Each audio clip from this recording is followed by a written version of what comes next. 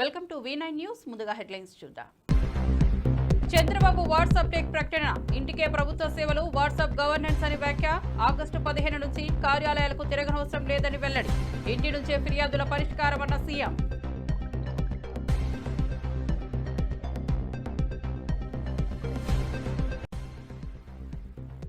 మోదీపై రేవంత్ రెడ్డి విమర్శలు. మోదీపై వయోపరిమితి కామెంట్లు చేసిన రేవంత్, 75 ఏళ్ల తర్వాత పదవిలో ఎందుకన్న ప్రశ్న.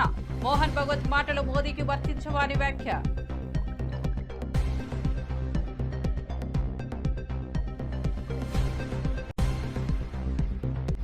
వేమూరు అశోక్ బాబును పరామర్శించిన పేర్ని నాని, ఆసుపత్రిలో ధైర్యం చెప్పిన మాజీ మంత్రి. వైసీపీ నేతకు పూర్తిగా సహాయం చేస్తామన్న హామీ, కుటుంబానికి మద్దతుగా ఉన్నామన్న పేర్ని నాని.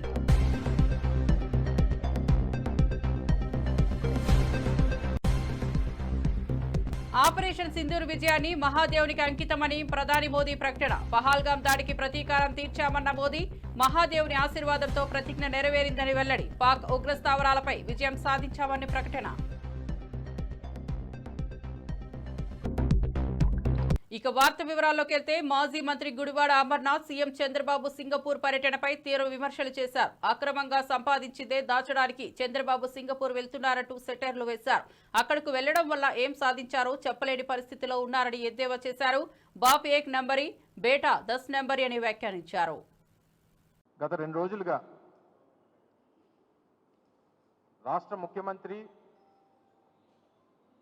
ముఖ్యమంత్రి గారి కొడుకు ఇద్దరు కూడా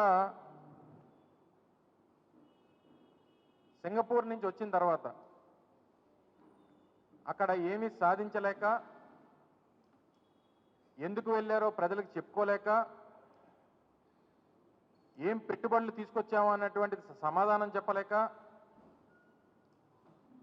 గడిచినటువంటి 2 రోజులుగా జగన్మోహన్ రెడ్డి గారి మీద, వైఎస్ఆర్ కాంగ్రెస్ పార్టీ ప్రభుత్వం మీద, గత ప్రభుత్వం మీద పడి ఆడవడం అనేటువంటిది గత 2 రోజులుగా చూస్తూ ఉన్నాం.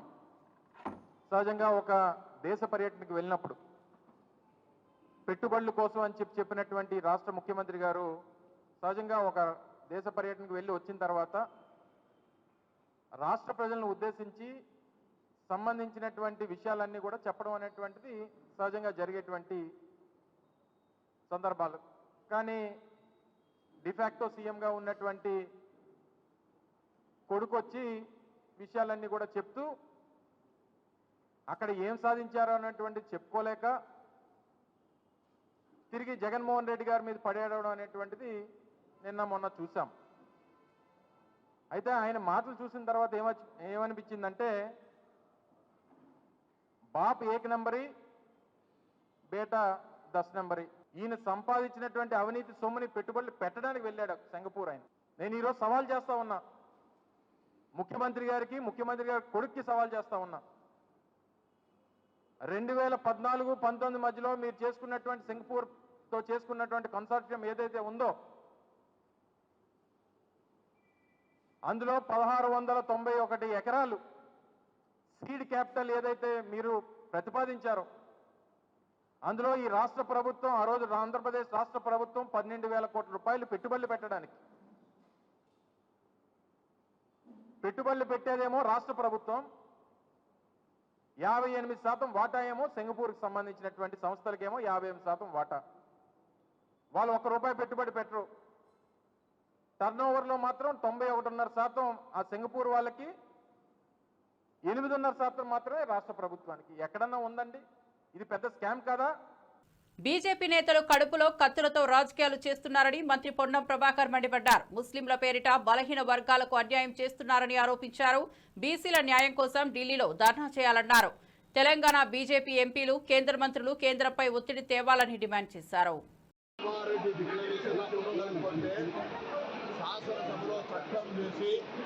గవర్నర్ గారి ఆమోదం పొంది రాష్ట్రపతి గారికి పంపేదాకా న్యాయపరమైన ఇబ్బంది లేకుండా, చిత్తశుద్ధి లేకుండా ఇంకోటి ఈ యొక్క 42% రిజర్వేషన్ల కొరకు మా కార్యక్రమాన్ని కొనసాగించారు. ఇప్పుడు గౌరవ రాష్ట్రపతి గారి ఆమోదం పొందాల్సిన ఈ యొక్క బిల్లుపై భారతీయ జనతా పార్టీ కడుపులో కత్తులు పెట్టుకొని అల్లుకొని కలిగిన వర్గాలు స్పీకింగ్ చేస్తూ ఉంది. శాసనసభలో మద్దతు ఇచ్చి ఢిల్లీకి వెళ్ళిన తర్వాత నేను అడ్డుకుంటా ఉంది ముస్లింల పేరు మీద. ఇవాళ కిషన్ రెడ్డి గారిని అడుగుతున్నా, కేంద్ర మంత్రి మీరు తప్పులుంటే సవరించి మీరు తెలంగాణకు ఆమోదింపేసి బీసీలకు న్యాయం చేస్తున్న మీరు బలహీన వర్గాల వ్యతిరేకి రామచంద్రరావు చేసే ధర్నాలో పాల్గొని మీరు కూడా బలహీన వర్గాల వ్యతిరేకిగా మారుతా ఉన్నారు కదా. ఆనాడు తెలంగాణ ఉద్యమం ఏ విధంగా కొనసాగిందో ఈరోజు బలహీన వర్గాల రిజర్వేషన్ సాధన కొరకు కూడా పార్టీల కథగా ఉద్యమం కొనసాగుతుంది.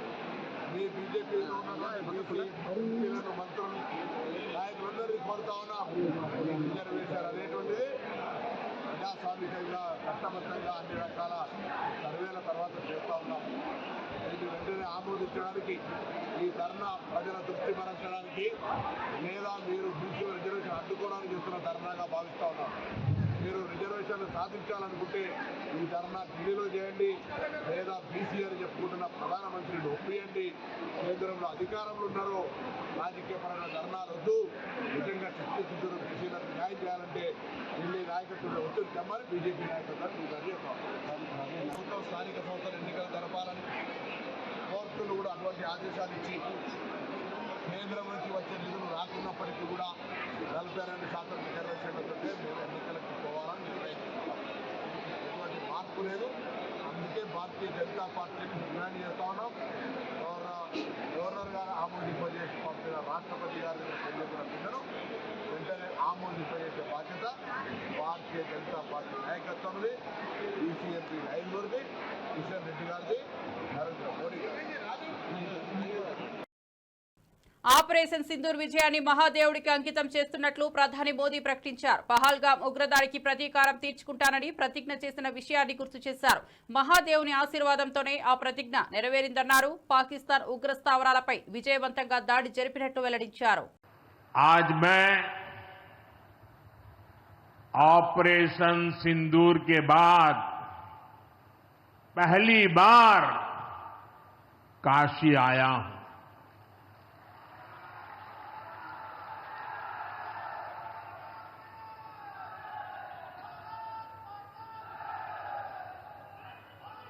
जब 22 अप्रैल को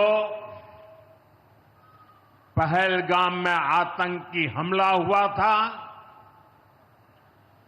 26 निर्दोष लोगों की इतनी बेरहमी से हत्या कर दी गई. उनके परिवार की पीड़ा,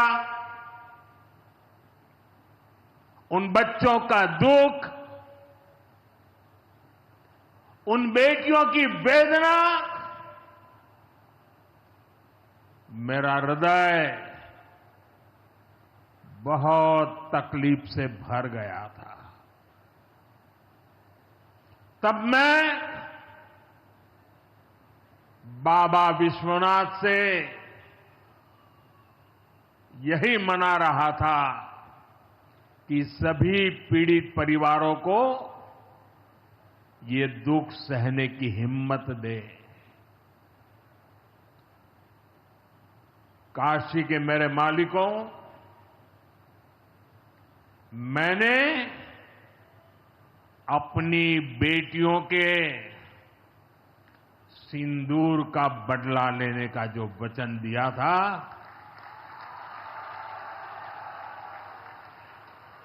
वो भी पूरा हुआ है. ये महादेव के आशीर्वाद से ही संभव हुआ है. मैं ऑपरेशन सिंदूर की सफलता को उनके चरणों में समर्पित करता हूं.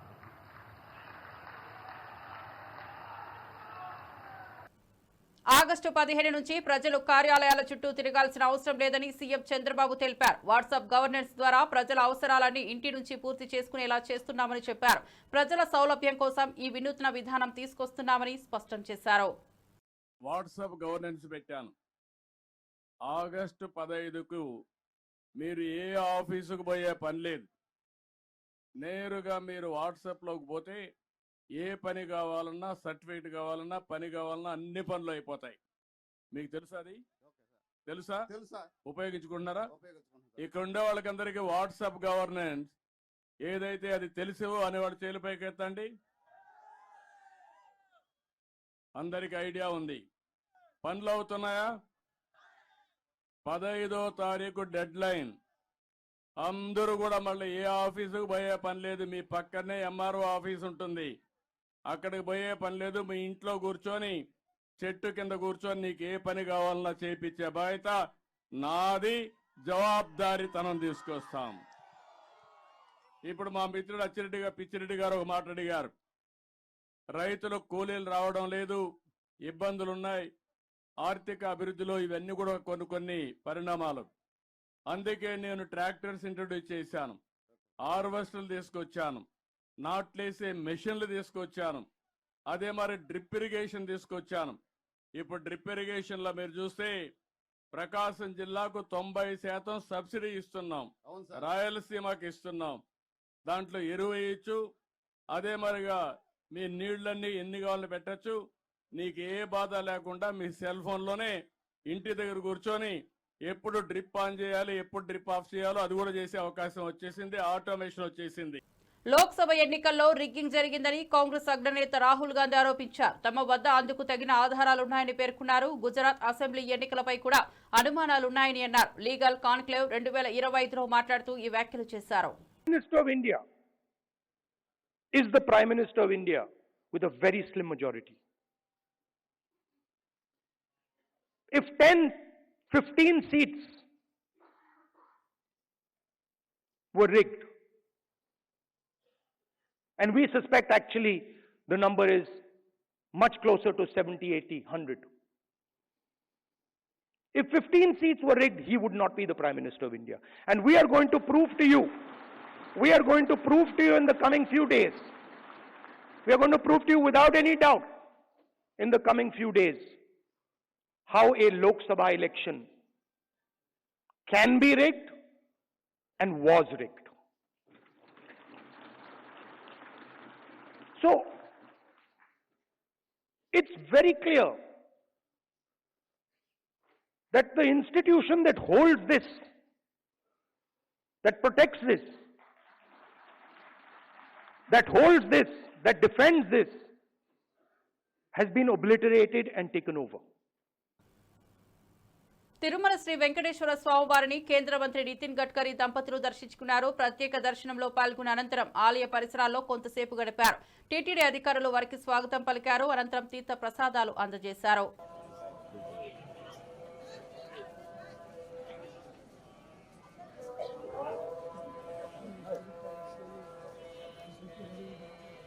జై శ్రీరామ్. జై శ్రీరామ్.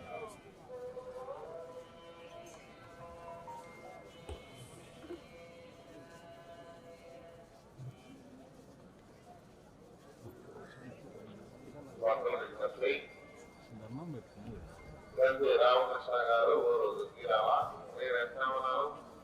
శ్రీవారి ఆలయం ఎదురుగా ఉన్న వచ్చి రాజాలతో కలుసుకోవాల్సిందిగా కోరుతున్నాము.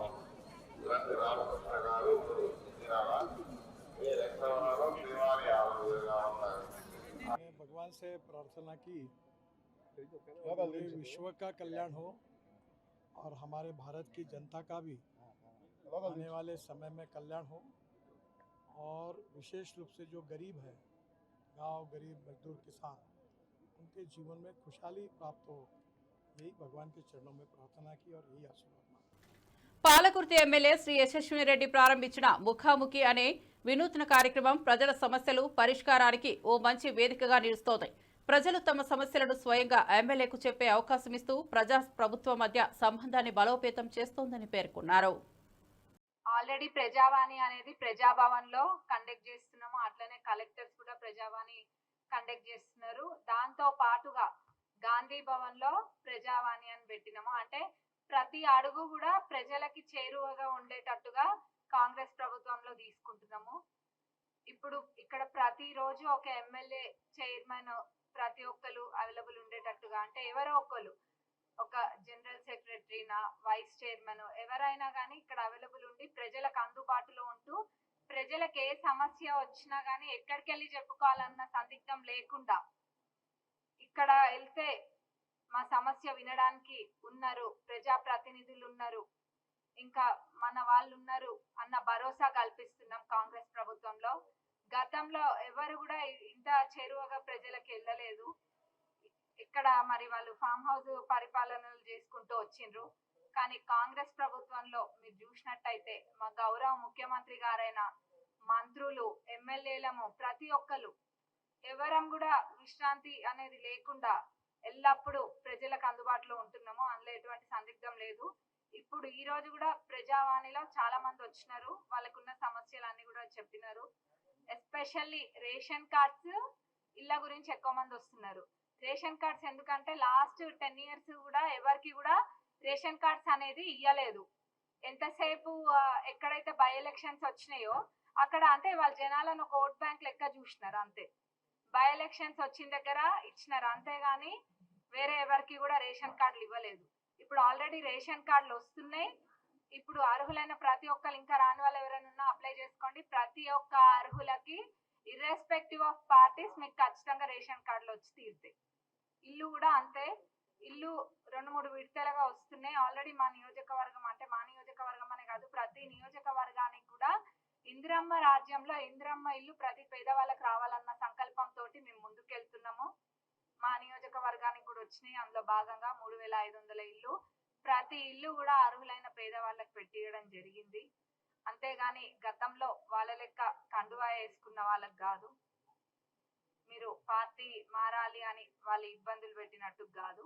ఇది ఒక ప్రజా ప్రభుత్వం, ప్రజలకి ఎల్లప్పుడూ అందుబాటులో ఉండే ప్రభుత్వం, ప్రజలకి అనుకూలంగా ఉండే ప్రభుత్వం.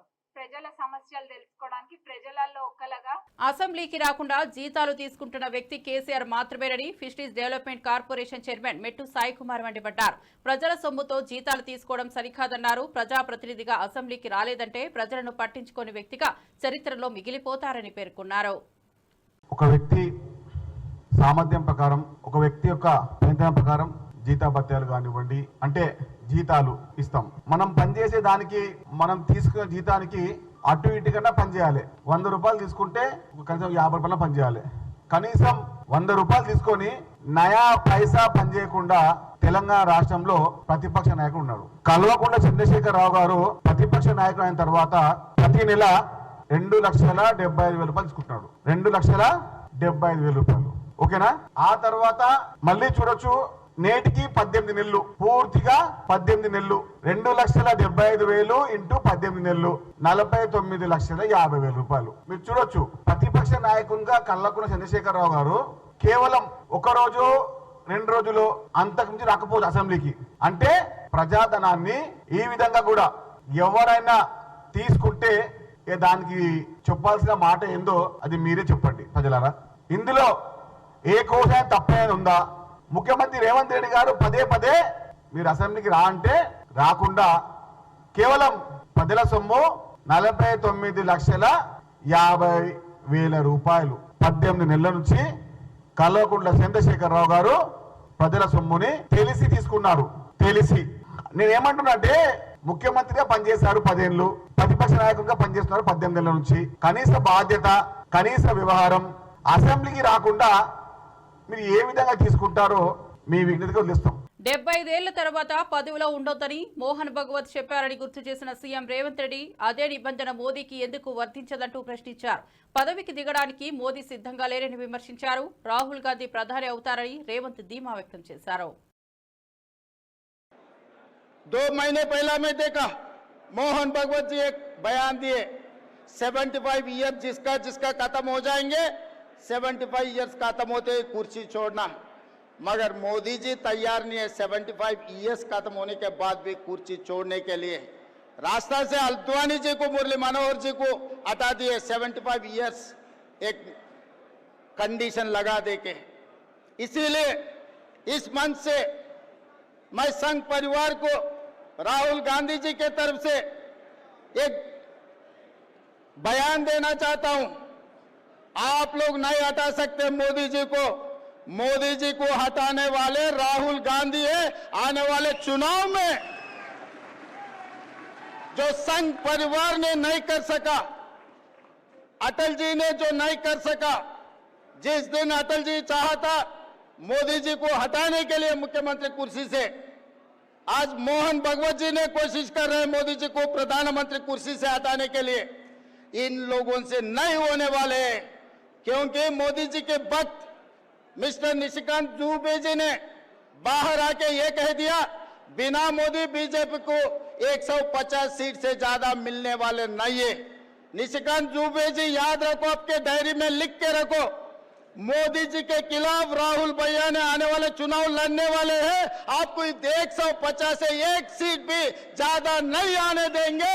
हम पूरा कांग्रेस परिवार तैयार होकर राहुल जी के नेतृत्व में इस देश में मोदी जी को हरा देंगे, मोदी जी को हटा देंगे। इस देश को बचाने के लिए, संविधान बचाने के लिए, आरक्षण लागू करने के लिए, सोशल जस्टिस, आज के तारीख में ओबीसी को सोशल जस्टिस देने के लिए हम सब लोग तैयार होकर राहुल जी को इस देश का प्रधानमंत्री बनाने वाले, राहुल जी के नेतृत्व में इस देश को आगे तरक्की करने वाले हैं। వైసీపీ వేమూరు ఇన్ఛార్జ్ వరికుటి అశోక్ బాబు అస్వస్థకు గురై ఆసుపత్రిలో చేరిన సంగతి తెలిసిందే. ఆయనను పరామర్శించేందుకు మాజీ మంత్రి పేర్ని నాని హాస్పిటల్కు వెళ్లారు. కుటుంబ సభ్యులకు ధైర్యం చెప్పారు. పార్టీ తరపున అవసరమైన అన్ని సహాయాలు అందిస్తామని హామీ ఇచ్చారు.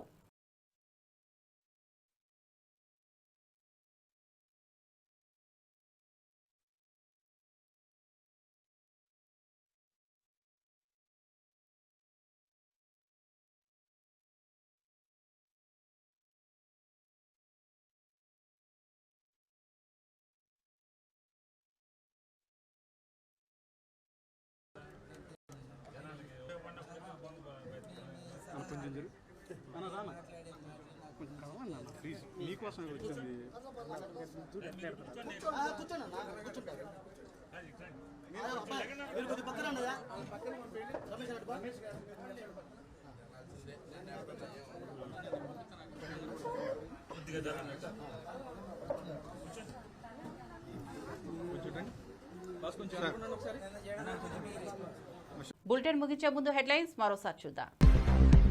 చంద్రబాబు వాట్సాప్ టెక్ ప్రకటన, ఇంటికే ప్రభుత్వ సేవలు, వాట్సాప్ గవర్నెన్స్ అని వ్యాఖ్య. ఆగస్టు 15 నుంచి కార్యాలయాలకు తిరగనవసరం లేదని వెల్లడి. ఇంటి నుంచే ఫిర్యాదుల పరిష్కారమన్న సీఎం.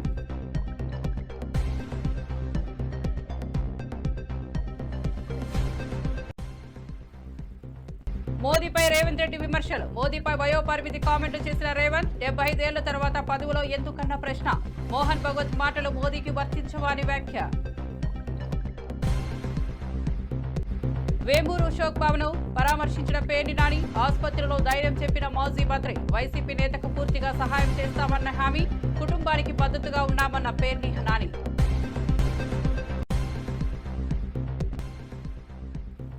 ఆపరేషన్ సింధూర్ విజయాన్ని మహాదేవునికి అంకితమని ప్రధాని మోదీ ప్రకటన. పహల్గాం దాడికి ప్రతీకారం తీర్చామన్న మోదీ, మహాదేవుని ఆశీర్వాదంతో ప్రతిజ్ఞ నెరవేరిందని వెల్లడి. పాక్ ఉగ్రస్థావరాలపై విజయం సాధించామని ప్రకటన. మరిన్ని అప్డేట్స్ కోసం చూస్తూనే ఉండండి V9 న్యూస్.